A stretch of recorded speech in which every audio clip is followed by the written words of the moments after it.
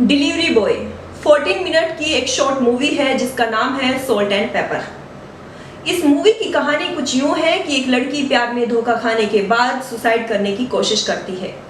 जैसे वे सुसाइड करने की कोशिश करती है तभी घर में घुसता एक चोर जो भूखा है। दोनों के बीच बातचीत होती है और कहानी में आता है एक नया मोड़। आलीशान घर, पैसा, दौलत सब कुछ है तो आखिर लड़की मरना क्यों चाहती है? यह सवाल चोर के मन में जरूर था। वह उससे पूछता भी है लेकिन लड़की सवाल अनसुना कर देती है। तभी वह पूछती है कि क्या तुम्हें भूख लगी है? चोर हाँ कहता है और तभी लड़की ऑर्डर करती है पिज्जा। पिज्जा में ऊपर डालने वाली काली मिर्च का एक पैकेट आता है लेकिन चोर खाने से इनकार कर देता है और यहीं से शुरू होती है फिल्म की नई कहानी। आप सोच रहे होंगे कि मैंने आपको यह कहानी क्यों सुनाई है। दरअसल बेंगलुरु में इन दिनों सोशल मीडिया से एक वीडियो सामने आई थी जिसमें बेंगलुरु की एक लड़की डिलीवर बॉय पर मारपीट का आरोप लगाती है, इसलिए हमने आपको यह कहानी सुनाई है। अगर आप इस कहानी में इंटरेस्टेड है तो आपको यह मूवी जरूर देखनी चाहिए। तो चलिए हम आपको सुनाते हैं अब डिलीवर बॉय की वो कहानी जो अब तक आप लोगों के सामने नहीं आई थी। So guys, my Zomato order was late and I was talking to the customer care executive, and meanwhile the delivery person just did this. He hit me, left me bleeding here and ran off. Please share this video. Bengaluru में online खाना देने वाली company Zomato के एक delivery boy ने खाना order करने वाली लड़की की नाक तोड़ दी। मामले ने तूल पकड़ा, पुलिस आई, एफआईआर हुई। कानूनी कार्रवाई तो जो होगी वो होगी। फिलहाल डिलीवरी बॉय को उनकी नौकरी से हाथ धोना पड़ा है। मैडम ने चोट लगने के बाद तुरंत पहला और प्राथमिक उपचार के बाद दूसरा वीडियो जारी किया ताकि लोगों को पूरी बात पता चल सके। Let me tell you the story. The entire story. I ordered food from Zomato because I was working since morning, and then I ordered around 3:30, which was supposed to get delivered by 4:30, and I did not get my order on time. So I was constantly, following up with Zomato team, like either give me a free delivery for the same or just cancel the order, because this is not the thing. You promise something and you deliver something else. So that thing happened, and then the Zomato delivery guy came here. What he did was he was so rude. He was so freaking rude, and because I have sushi with me, so I usually don't open my full door. So I was just talking him through a small slit from my door, and I just told him, "Bhaiya, you wait because I need to check with the team. Either they'll make it free or I don't want the order." And I already gave him the choice, like, I don't need the order, so you just take it. I am okay. But he refused to take the order back, and then again he started screaming at me, "Bloody, I'm your slave or what? You are asking me to wait for such a long time, what the hell?" And so it was really threatening for me, and I got scared and I tried shutting my door so that, he could not harm me. But before that, he pushed the door, and he was so huge. He pushed the door and he just snatched the order from my table. That is, he entered my house and then he punched me on my face so that I don't get back to him, and he ran away. And sadly, nobody in this premises care to hear anything happening. Nobody responds to any such thing happening, and being the single girl staying, it is so dramatic, like, people do not come up to you, so which is insane. So guys, after that thing happened, I am at the hospital, and this is my current situation, and it seems like after the x-ray my bone is broken. So we need to do a surgery for the same, and I can't talk because the moment I start talking, my eyes are starting watering and nose starts bleeding. So this is the update as of now. Also guys, so when I started this video, that snippet is after I visited the hospital, so I had put in just pictures where you can see how badly I am bleeding and what my condition is literally, and I am able to talk right now just because I had been to the hospital and they gave me some high antibiotics and painkillers. Because of that, I am able to talk this much. And also, thank you so much for Bengaluru, Karnataka police. Like, the police station I visited, they were like so humble and gentle, and they literally took care of my concern and they listened to me. And, I was so scared after the incident, what happened. So they were like, "Till the time we are alive, madam, you need not worry about whatever is going on. So that's the update, and I have all the FIR copy and the doctor prescription where it says it is a major damage which has happened to me. And you guys know me, like I being an influencer and face for you guys. If this gets ruined for me, I don't know what next stands there for me, but I would love if you guys really support and share this video as much as possible so that this does not happen to anybody out there. And thank you so much for watching. दरअसल लड़की ने 3:30 बजे खाना order किया था, जिसके 1 घंटे बाद आ जाना चाहिए था, लेकिन ऑर्डर थोड़ा लेट हो गया। मैडम ने कस्टमर केयर को फोन घुमा दिया और विकल्प दिया, या तो ऑर्डर कैंसिल करो या देर से डिलीवर किए जाने के एवज में इसी ऑर्डर को फ्री करो। बातचीत के दौरान ही डिलीवरी बॉय आ जाता है और मैडम ने उससे कहा कि आप इंतजार करो, मैं आप ही की कंपनी से बात कर रही हूँ, शायद ऑर्डर कैंसिल करना पड़े। इतनी सी बात पर डिलीवरी बॉय को गुस्सा आ गया और उसने कहा कि मैं कोई स्लेव नहीं हूँ जो इंतजार करूंगा। बात बढ़ गई और डिलीवरी बॉय ने युवती की नाक तोड़ डाली। यहाँ पर कुछ शब्दों पर गौर कीजिए, डिलीवरी बॉय, फ्री और इंतजार। आपको यह हंसता मुस्कुराता चेहरा याद है? यह भी उसी कंपनी का एक अदना सा डिलीवरी बॉय है।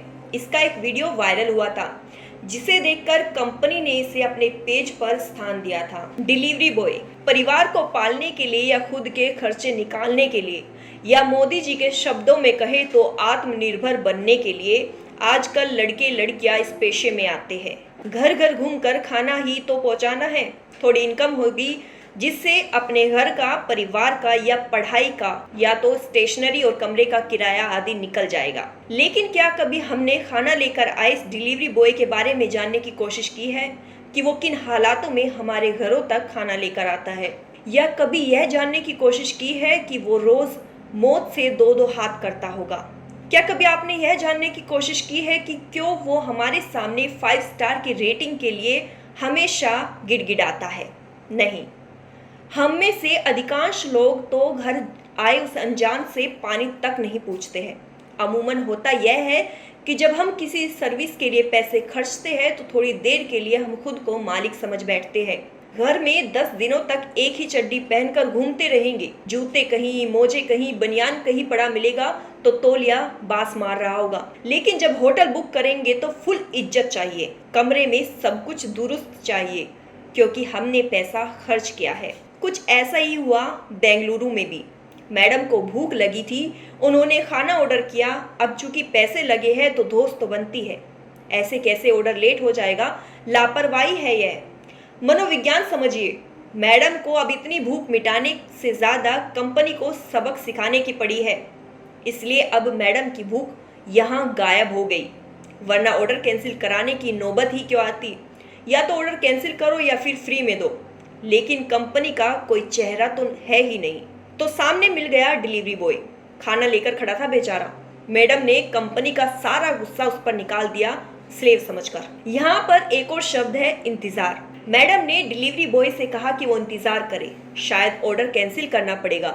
मैडम ने एक बार भी नहीं सोचा कि उन्हीं जैसे किसी मैडम या ड्यूड की वजह से उनका ऑर्डर लेट हुआ होगा। उसने इंतजार किया होगा तभी तो खाना देर से पहुंचा और आपने बात का बतंगड़ बना दिया।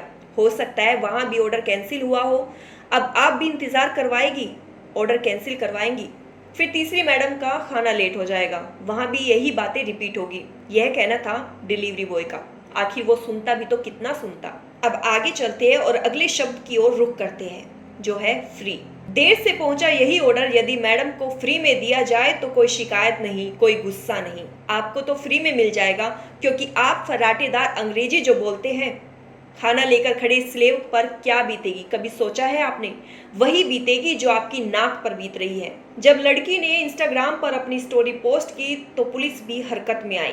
जोमैटो कंपनी ने डिलीवरी बॉय को जॉब से निकाल दिया। पुलिस ने मामला दर्ज कर दिया और आगे की कार्रवाई शुरू हो गई। दरअसल सिक्के के हमेशा 2 पहलू होते हैं। हमारी नजर सबसे पहले जाती है उस पहलू पर जो हमारे सामने होता है। जब तक सिक्के को पलट कर ना देखा जाए तो वो हम उसे असली मान लेते हैं, लेकिन जब पलट कर देखा जाता है तो रंग रूप दोनों बदल जाते हैं।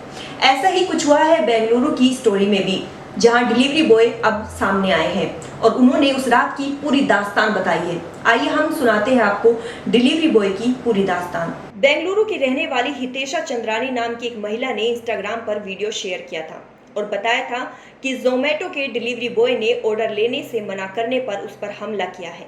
उसके बाद जोमेटो के डिलीवरी बॉय ने बेंगलुरु की महिला कस्टमर को मुक्का मारने के आरोप से सीधा इनकार कर दिया है और कहा है कि उन्होंने अपनी अंगूठी नाक पर खुद मारी है। डिलीवरी बॉय का बयान सामने आने के बाद इस मामले में नया मोड़ आ गया है। बता दें कि हितेशा चंद्रानी नाम की इस महिला ने इंस्टाग्राम पर खुद ही एक वीडियो शेयर किया था और ऑर्डर लेने पर मना करने पर जोमेटो डिलीवरी बॉय पर हमला करने की बात कही थी। उसके 2 दिन बाद अब डिलीवरी बॉय यानी कामराज नाम के यह व्यक्ति सामने आए हैं जिन्होंने उस रात की पूरी कहानी को सबके सामने रख दिया है। कामराज ने बताया कि मैं उनके अपार्टमेंट के दरवाजे पर था और खाना दे दिया था। उन्होंने cash on delivery payment options चुना था और मैं उनसे पेमेंट की उम्मीद कर रहा था। मैंने उनसे बताया था कि ट्रैफिक और खराब सड़कों के कारण डिलीवरी देर से हुई है और उसके लिए मैं माफ़ी चाहता हूँ, लेकिन उनका व्यवहार काफ़ी खराब था। उन्होंने मुझसे पूछा खाना लाने में देरी क्यों हुई। मैंने माफ़ी मांगते हुए बताया कि सड़क पर कंस्ट्रक्शन की वजह से रोड ब्लॉक थे और ट्रैफिक जाम था, लेकिन वह जोर देकर कहती रही कि ऑर्डर करने के 45 या 50 मिनट के भीतर खाना डिलीवर हो जाता है। कामराज ने बताया कि वह इस काम को 2 साल से कर रहा है और ऐसा पहली बार हुआ था जब उन्हें इस हालातों से गुजरना पड़ा था। कामराज ने कहा कि कस्टमर हितेशा ने खाना लिया और ऑर्डर के पैसे देने से इनकार कर दिया। उन्होंने कहा कि वह जोमेटो के चैट सपोर्ट के साथ बात कर रही थी। मैंने उनसे पेमेंट के लिए कहा तो उन्होंने पैसे देने से मना कर दिया और मुझे गुलाम कहा।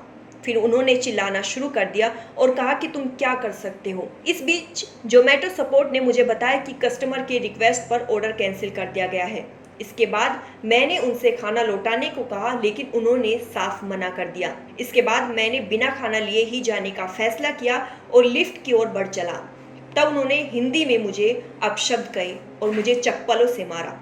उनके प्रहार से बचने के लिए जैसे ही मैंने हाथ का इस्तेमाल किया और वह मेरे हाथ हटाने की कोशिश कर रही थी तो गलती से उनका हाथ उनकी ही नाक पर लग गया और अंगूठी से चोट लगने के कारण नाक से खून बहने लगा। कामराज ने कहा कि जो कोई भी उसका चेहरा देखेगा वह समझ जाएगा कि यह पंच से नहीं हुआ है। मैं रिंग नहीं पहनता हूँ और इंस्टाग्राम स्टोरी में हमेशा हितेशा रिंग पहनने नजर आती है। तो यह थी सिक्के की दूसरी स्टोरी जो सबके सामने आ गई है। खैर, पुलिस सच्चाई का पता लगाने की कोशिश कर रही है, लेकिन अक्सर डिलीवरी बॉय के साथ ऐसा हमने देखा और सुना है। अभी कुछ दिनों पहले भी एक स्टोरी सामने आई थी जिसमें 3000 का खाना कैंसिल कर दिया गया था, जिसका भुगतान डिलीवरी बॉय को अपनी जेब से करना पड़ा था। आखिर क्यों हम उनको इंसान नहीं समझते हैं? क्यों अक्सर डिलीवरी बॉय के साथ हम नौकर जैसा बर्ताव करते हैं? दरअसल हमें अपनी मानसिकता बदलनी होगी, तभी देश में और हमारी सोच में भी बदलाव होगा।